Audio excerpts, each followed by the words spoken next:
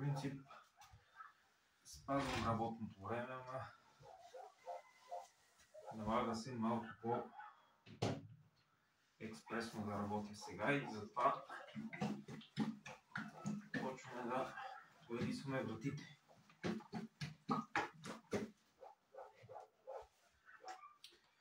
Тръгнах да почивам, обаче просто не мога да стоя на едно място. Не ми се получава почивката.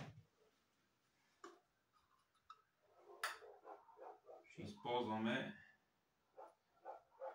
акрилна боя на водна основа. Много е добра.